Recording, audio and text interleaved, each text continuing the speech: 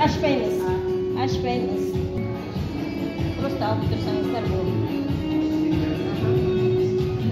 Kolumuzu alıp da yetişenler bolamız.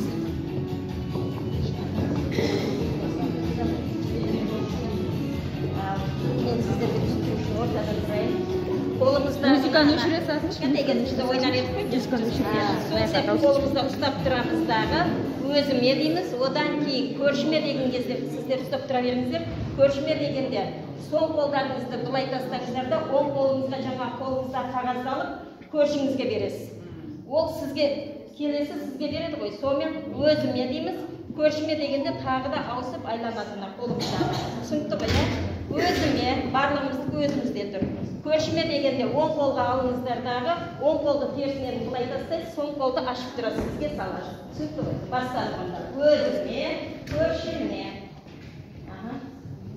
өзіме, көршіме, өзіме, көршіме, өзіме, көршіме. Ал енді кімде не бар, соны қазір ретінен алады. Енді бұлай бір қатар тұра қояйық, өйткені көпшілікке мынаның ішінде сауал бар. Микрофонмен оқисыздар ма, былайша айта бересіздер. Микрофонда. Шынымды айтсам жаттығы ғой, шындықты айтамыз.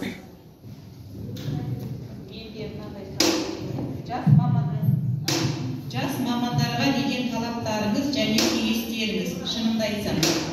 Жас маманға қандай талап қоя аласыз, және қандай кеңес бере аласыз? Айта бересіз. Жасыңыз келген айта бересіз. Жалпы, тек қана психология, жалпы жас мамандарға. Жалпы, мынау ұстаз қауымы қанша жыл еңбек етсе де, ұстаздық еткен жалпыбас үйретуден балаға не ғой. Жас маман болсын, қанша білікті маман болсын, біздер өмір бойы ізденіспен өтетін ұстаздармыз. Осындай ізденісіміз көп болсын, жаңа технологияны ендіре білейік, жұрттан алған тренингтерімізді, осындай семинардан алған тренингтерімізді мектебімізге барып ары қарай жалғастыра береміз. Сіздерге дәл қазір ән орындап берсем тыңдайсыздар ма?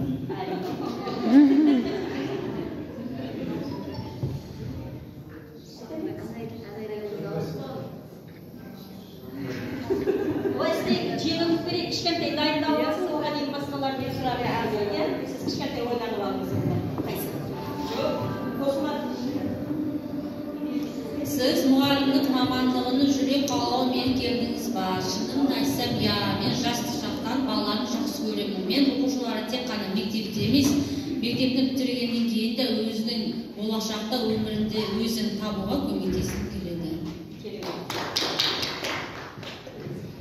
Егер сіз басшы болсаңыз, мектепте қандай өзгерістер кіргізер едіңіз? Өз бағдарламаңыз. Шынымды айтсам, егер мен мектепте басшы болсам, көбіне ата-аналарды мектепке тартар едім.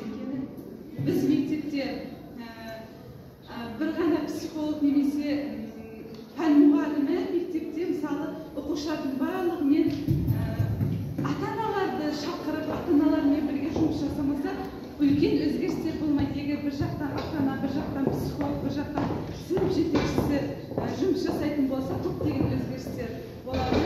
Сондықтан да ата-аналарды ұйымдастырып, оқушылармен ұйымдастырып, сондай жұмыстарды жасау керек.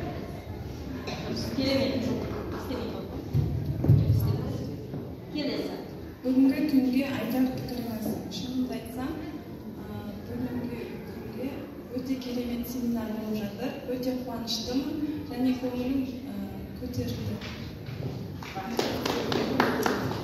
Ұжымға айтар алғысыңыз қандай? Шынымды айтсам, ұжымымызға мың алғыс айтқым келеді. Осындай ұжыммен жұмыс атқарып жатқанымызға қуаныштымын. Рахмет барлықтарыңызға. Ондай болса, біздің ән кезегі барлық